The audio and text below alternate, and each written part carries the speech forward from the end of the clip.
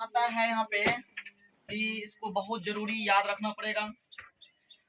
क्या कह रहे हैं कि जो वर्ग और वर्गमूल जो चैप्टर है, इसके अंतर्गत हम लोग कुछ बातें याद रखना है, जैसे कि परिपूर्ण वर्ग जो होते हैं, समझे।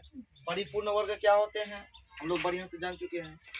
जो परिपूर्ण वर्ग, किसी परिपूर्ण वर्ग, समझे, वर्ग का किसी संख्या का परिपूर्ण वर्ग होता है, समझे, उसी संख्या को बोलते हैं हम लोग। तो यहाँ पे जो बोला जा रहा है, यदि किसी संख्या के इकाई अंक में, हमको मेन पर्पस यहाँ पे देखना है, यदि किसी संख्या के इकाई अंक में 2 हो, 3 हो, 7 हो, 8 हो और एक जीरो हो, क्या हो, एक जीरो हो, क्या हो, एक जीरो हो, तो वह संख्या कभी भी परिपूर्ण वर्ग नहीं होता है। ये कभी परिपूर्ण वर्ग होगा ही नहीं। जैसे यहाँ पे देखा 147, 183, 728, 160, तो यहाँ पे इकाई अंक 7, 3, 8, 0, तो यह परिपूर्ण वर्ग नहीं होगा, परिपूर्ण वर्ग हो ही नहीं सकता, समझे।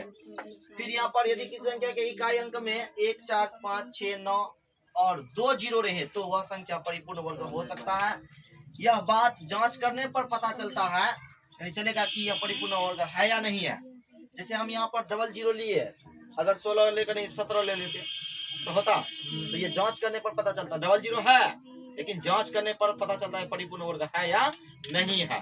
तो यहाँ पर देख रहे हैं, ये भी है, ये भी है, ये भी है, क्योंकि अंत में 1 है, 4 है, 5 है, 6 है, 9 है, डबल जीरो है, डबल जीरो है, और यही चीज 1, 4, 5, 6, 9 डबल जीरो रहे तो परिपूर्ण वर्ग होता है, समझे।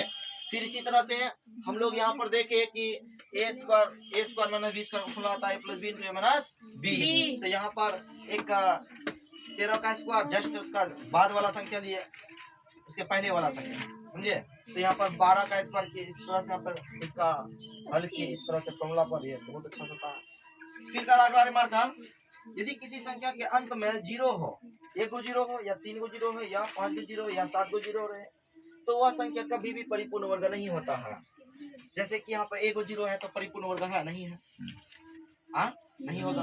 100 होता है परिपूर्ण वर्ग, समझे, या 81 होता है, लेकिन 90 तो नहीं होता। 16 के पीछे 3 जीरो है, नहीं होगा, परिपूर्ण वर्ग नहीं हो सकता है। फिर उसके बाद यहाँ पे 5 जीरो है, नहीं होगा।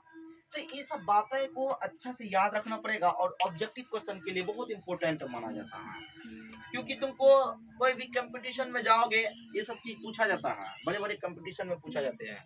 है तो छोटा चीज है, लेकिन बहुत अच्छा है, समझे, इसको रखना बहुत जरूरी है। ठीक है, इसको उतारो जल्दी से।